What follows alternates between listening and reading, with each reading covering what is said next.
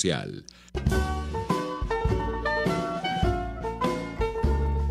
A partir de este momento, los invitamos a formar parte de esta mesa donde se componen y descomponen los problemas del país.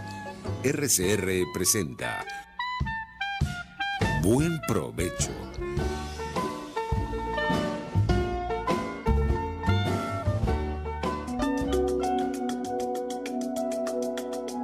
Monitor de Derechos Humanos, con el abogado penalista Fernando Fernández.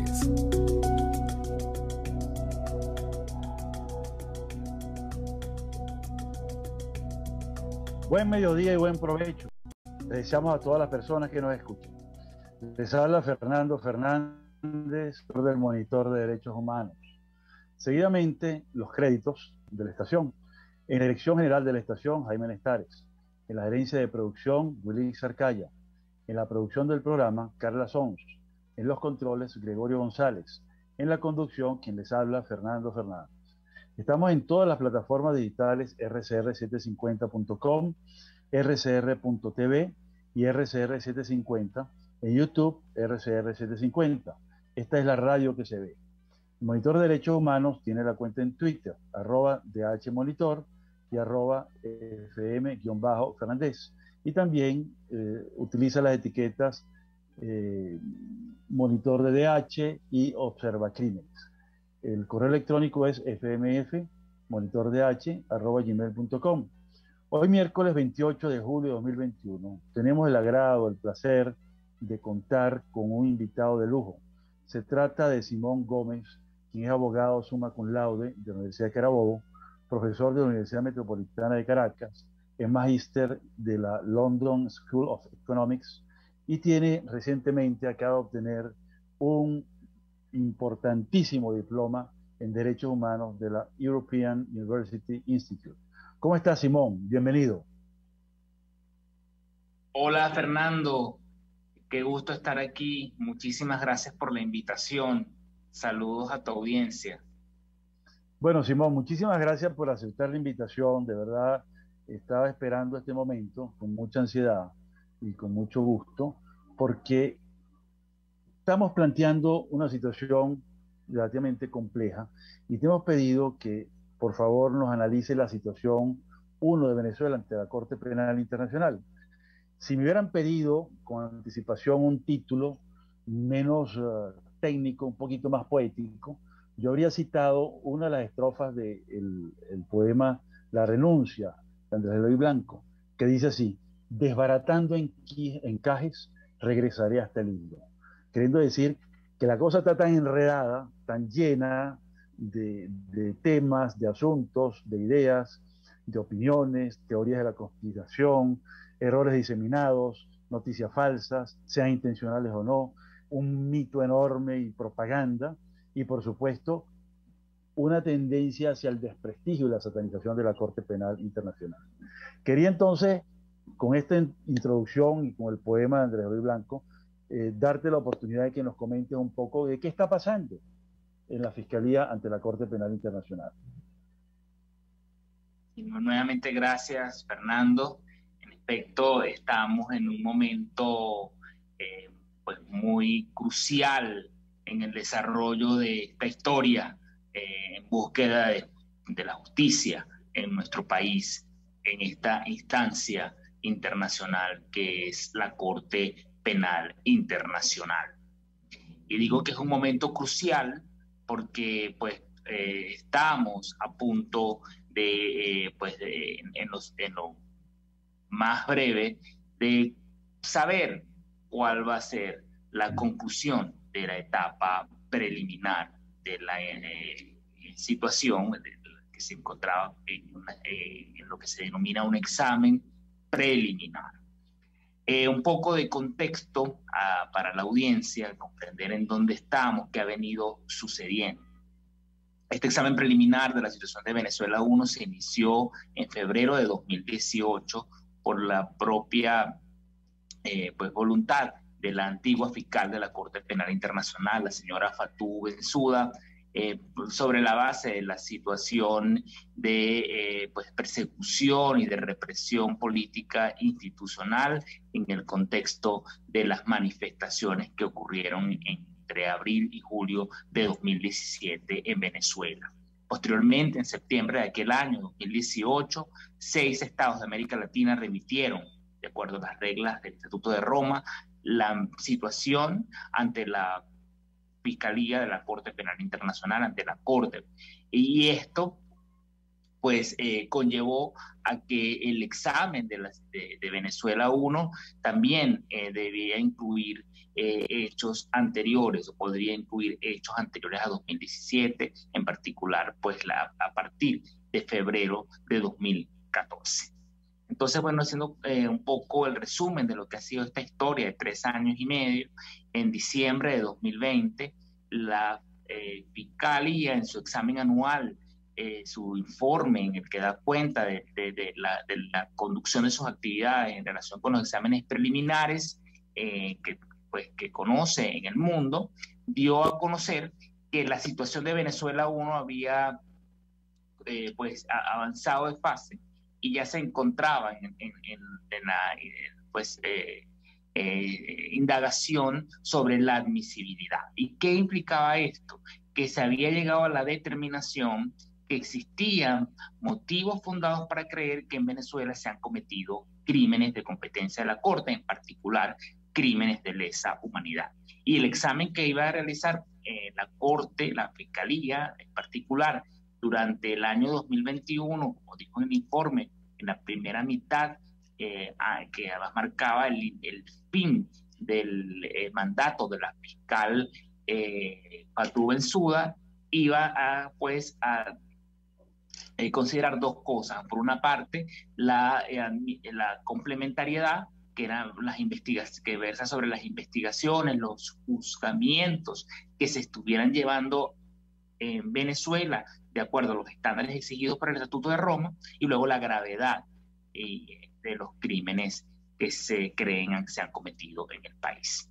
Pero supimos que por las propias declaraciones de la señora Fatou Bensouda, que ella había de cumplir con su promesa de concluir este examen antes de que su mandato concluyera.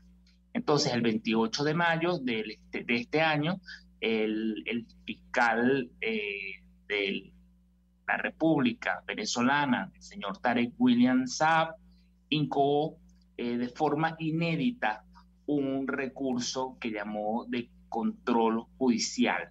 Esto ante la instancia tribunalicia de la Corte, que es la Sala de Cuestiones Preliminares. Este recurso fue planteado con la solicitud de que se tramitase de forma confidencial. Esto es una prerrogativa que tienen los estados de acuerdo al Estatuto de Roma de la Corte Penal Internacional, y de esa forma fue como entonces se empezó a crear un cierto marco de manipulación en la información que se queda transmitida por las autoridades judiciales en Venezuela.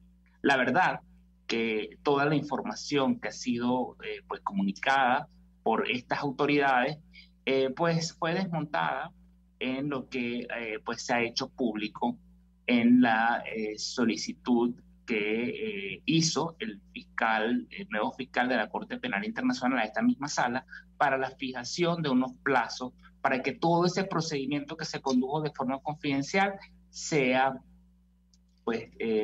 bajo la garantía de transparencia, dado a conocer a las víctimas, al público en general. Y en esa fijación de los plazos que hizo la Sala de Cuestiones Preliminares, pues se dio a conocer que el día 11 de junio la propia sala había declarado improcedente la solicitud, el recurso llamado entre comillas de control judicial que había interpuesto el señor Tarek William Saab, en lo que de derecho se llama in limine. Esto implica que era notoriamente infundado. No hace falta siquiera ir a las consideraciones de fondo, de mérito de esos argumentos, porque digamos por encima de, como decimos coloquialmente, de perogrullo resultaba no al lugar sus pedimentos. Y declararon pues esta improcedencia en todos los 3 planteamientos que hizo el señor Tarek William Saab. Y la Sala de Cuestiones Preliminares fijó la fecha 13 de julio para que Venezuela pues, hiciera presentación a la instancia de la Sala del escrito del recurso que había planteado, de una manera que en inglés dicen redacted, esto es como que editando pues alguna información, algunos datos que sean sensibles, que puedan comprometer la seguridad, la privacidad de personas de interés para la investigación o de las víctimas. Y lo mismo pues le requirió a la Fiscalía, pero con fecha 21 de julio. El fiscal de la Corte Penal Internacional presentó oportunamente en el plazo pues los 2 escritos que la Fiscalía había presentado en ese procedimiento. Uno primero que era pues en respuesta a la solicitud del señor Tarek William Saab, que se llama un ómnibus, un nombre muy, muy cómico. Se utilizan estas expresiones latinas que a uno le suenan en un colectivo, una camionetica, pero sí, es un ómnibus. Y luego un segundo escrito que presentó de muy buena fe la fiscal anterior, la señora Fatou Bensouda, para dar cuenta de cuál es el hallazgo, el estado en el que se encuentra el examen preliminar, que en ese escrito se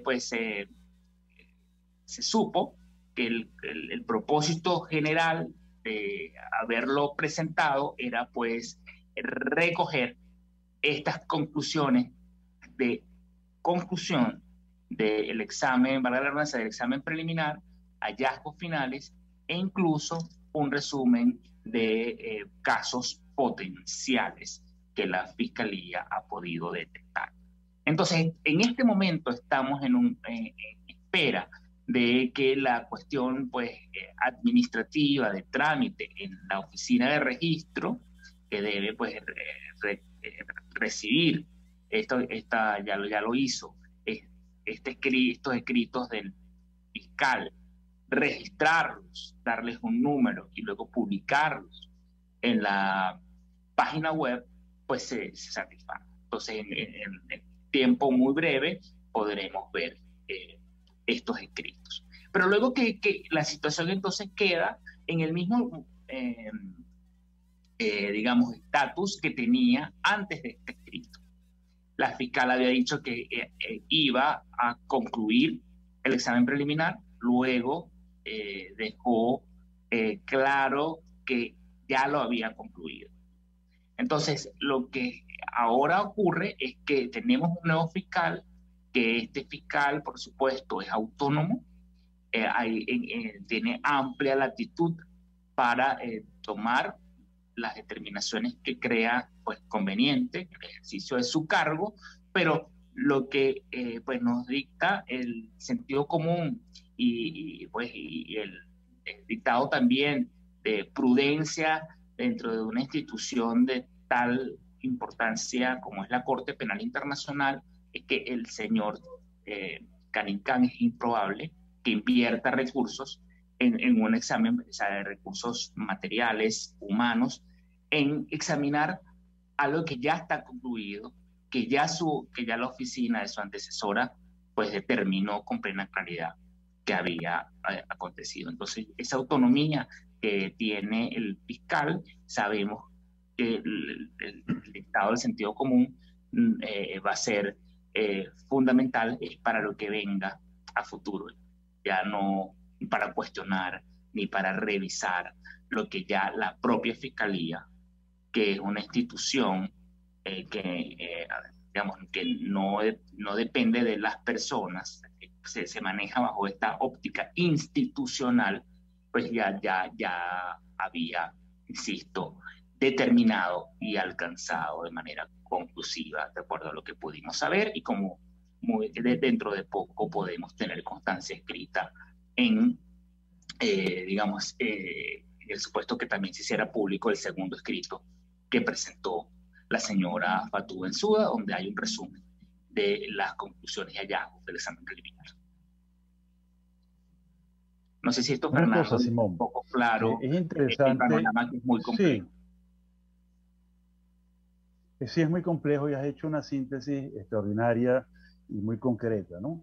Ahora, queda suelto un tema, y es que han surgido demasiadas especulaciones, y lo primero ya lo aclaraste, ¿no?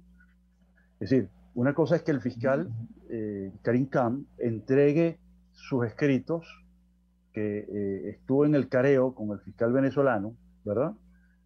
Al registro, y otra cosa es que el registro las publique, porque tiene un ritmo y tiene una enorme cantidad de cosas que registrar y publicar.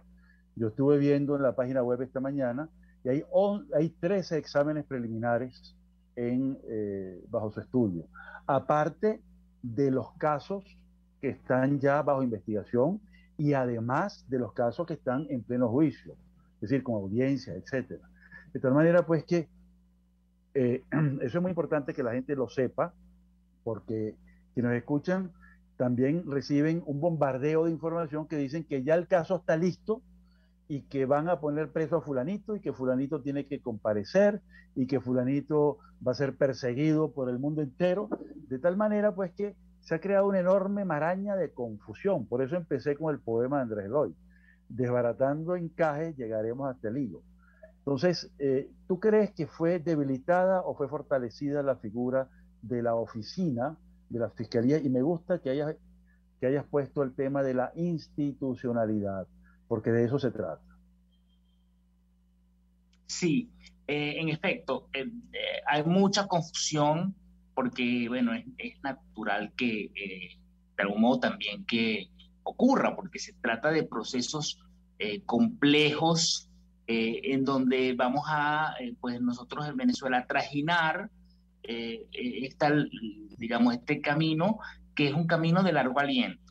Entonces tenemos que manejar adecuadamente y muy quirúrgicamente nuestras expectativas, ¿no? Porque de estas llamadas, vamos, incidencias o lo que los abogados denominan interlocutorias, o sea, que son como baches en el camino, porque surgen situaciones en las que el Estado va a tener la potestad de reclamar, de poner de relieve un punto previo, como vamos a probablemente dentro un poco comentar más a profundidad esto, va a ocurrir. Y entonces se abren estas situaciones en las que puede intervenir la sala de cuestiones preliminares a forma de decidir esa cuestión en particular que el Estado ha levantado, ha llevado ante la sala. Entonces, lo que ahora ocurre es que lo que se hace público es relativo, esencial y exclusivamente a esta incidencia, a esta solicitud completamente infundada que planteó Venezuela. No estamos ante la sala de cuestiones preliminares dilucidando la conclusión del examen preliminar. Porque la conclusión del examen preliminar, pues, es una decisión que le compete exclusivamente a la Fiscalía, en el marco de sus competencias, de acuerdo al Estatuto de Roma, que es una institución autónoma independiente de las salas, de las instancias judiciales, del tribunal. Entonces, vamos a conocer de los escritos que presentó la Fiscalía en el marco de la incidencia que presentó Venezuela. Lo que había ocurrido es que, por prudencia, la anterior fiscal había decidido que, como parte de la solicitud que hizo Venezuela, pues conllevaba señalamientos relativamente graves en relación con la conducción del examen preliminar, la fiscal creyó que lo más propicio era esperar a que ese trámite concluyera para ella hacer pública la determinación que ella había tomado en relación con el examen preliminar. Entonces, lo que sí podemos responsablemente afirmar es que una vez hechos públicos estos escritos, no existiría en principio ningún obstáculo para que el fiscal de la Corte Penal Internacional pues haga pública su determinación. Pero la publicación de los escritos no es esa determinación, tampoco conlleva de ninguna forma la propia determinación, porque la determinación, insisto, le compete a él y tendrá que hacerla pues de acuerdo a los parámetros que establece el estatuto, que es básicamente pues a través de una notificación que le ha de dirigir al Estado concernido, en este caso Venezuela, a los estados que remitieron, los 6 estados remitentes, y luego dice el estatuto, en el artículo 18, a todos los estados parte del Estatuto de Roma de la Corte Penal Internacional. Y luego ha de hacer pública esa determinación, que es pues lo que son sus hallazgos, la conclusión del examen preliminar, y digo conclusión porque la conclusión puede ser en dos sentidos.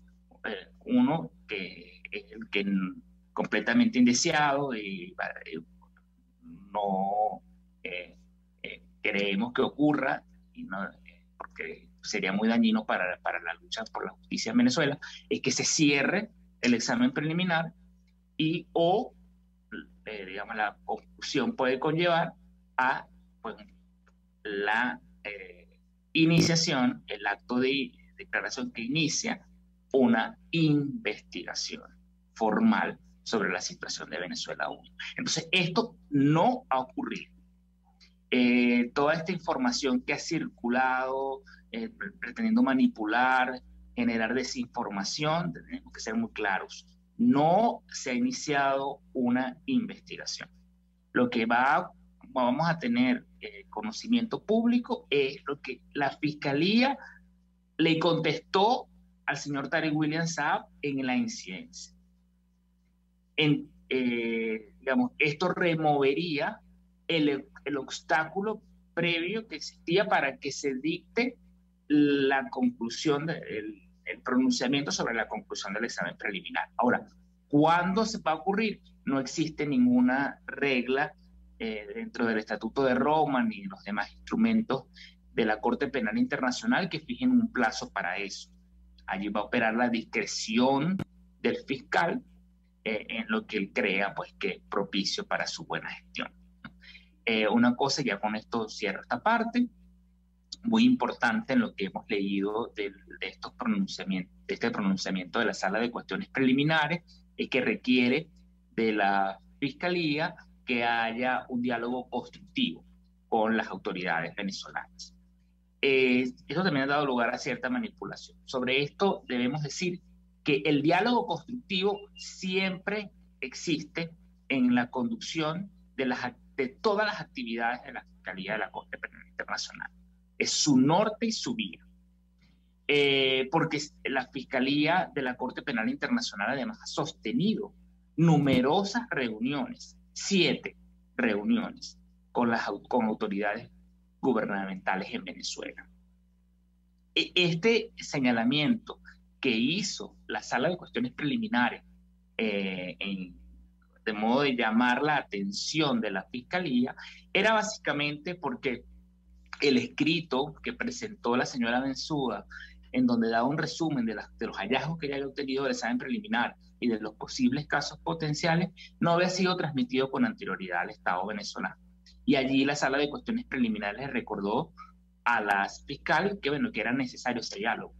Pero es que ello tampoco, el hecho de no haberlo transmitido con anterioridad, viola alguna regla o norma del estatuto. Porque lo que allí quiso hacer la señora Bensouda es justamente dar cuenta de que ella estaba siendo diligente, de que el examen estaba avanzado, de que había habido un diálogo y de que ya estaba en esa etapa de que incluso había algunos casos posibles determinados.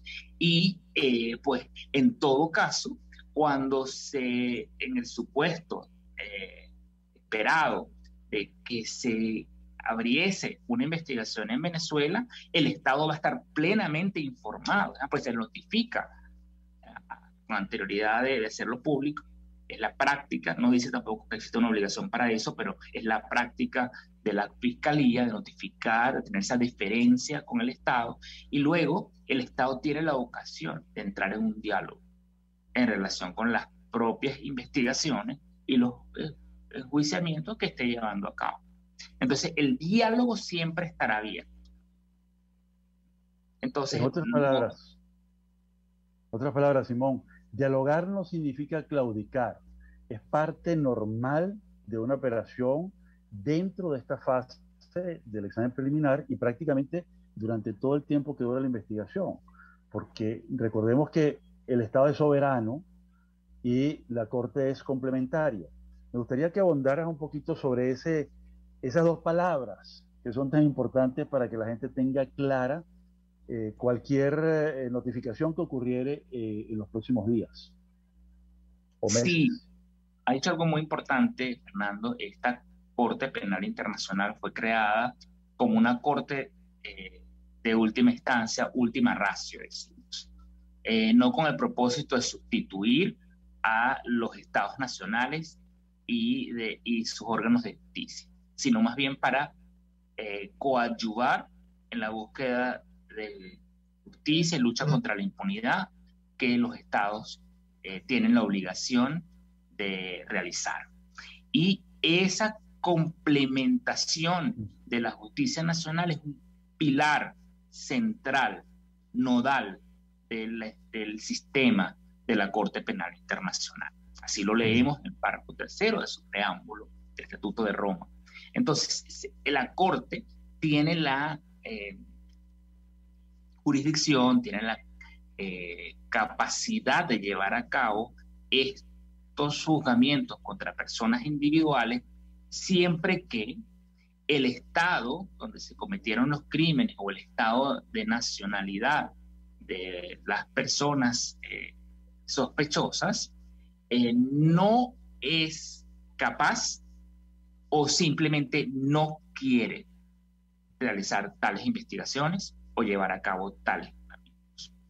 Pero es que además esas investigaciones y esos juzgamientos tienen que ser unos juzgamientos que uno diga que son creíbles, que son, de acuerdo a la nomenclatura del estatuto, genuinas, es decir, que se lleve a cabo ante tribunales imparciales, que se lleve a cabo en relación también con las personas por los mismos hechos que se están investigando en la Corte Penal Internacional. Entonces, no es que hechos aislados de violencia que puedan investigarse en Venezuela cumplan o satisfagan este principio de complementariedad. Se tiene que investigar y sancionar los mismos hechos que se están investigando en la Corte Penal Internacional. O sea, crímenes de lesa humanidad de tortura, crímenes de lesa humanidad de encarcelamiento, de persecución y de violencia sexual. Y además, tiene que dirigirse contra las mismas personas, esas investigaciones, las mismas personas que están siendo examinadas por la Corte, porque la Corte fue creada para que la impunidad sea erradicada en lo posible de raíz.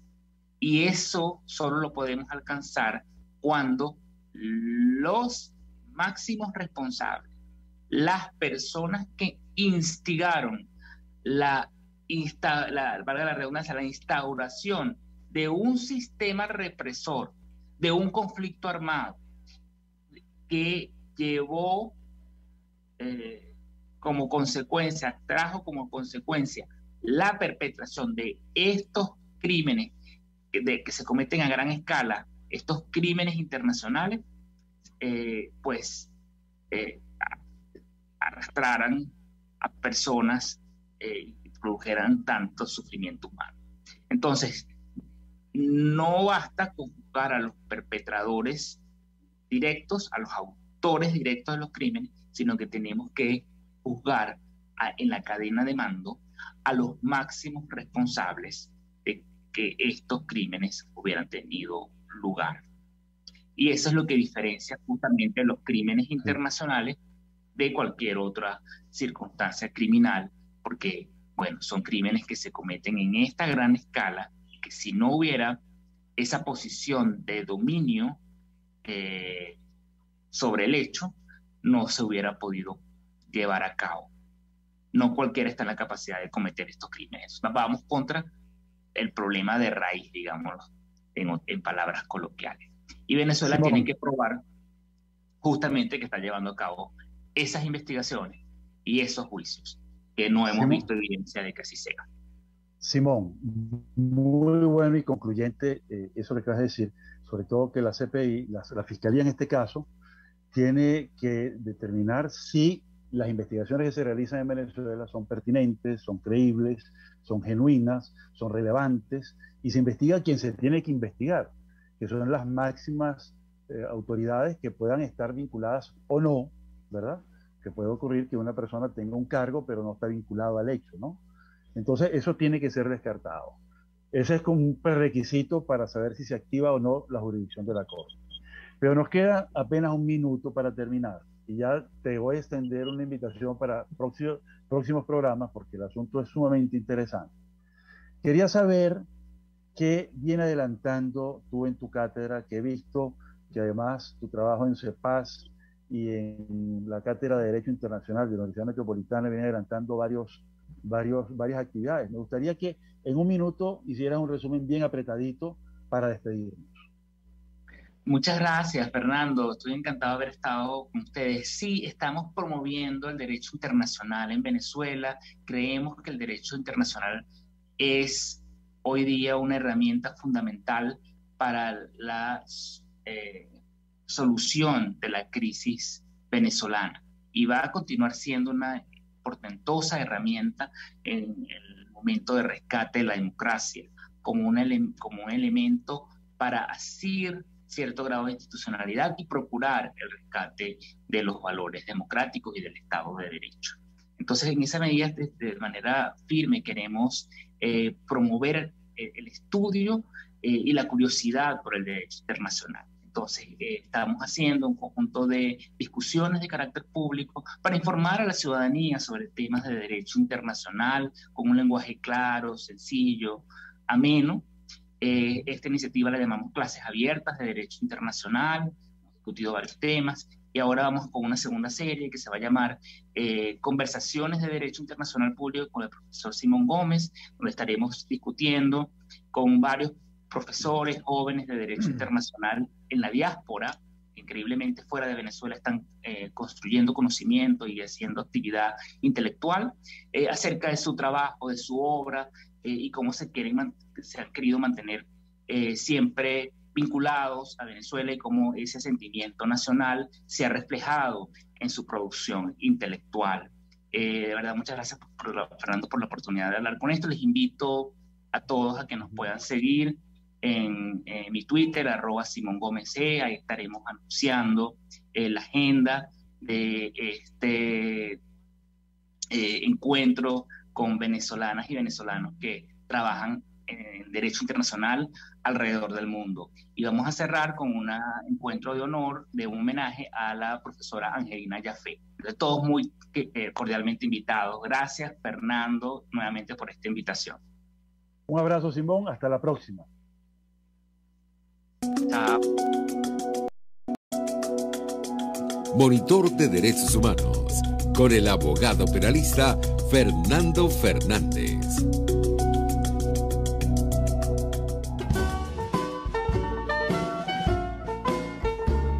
RCR presentó Buen Provecho. Síganos en Twitter como @RCR750, la radio que se ve.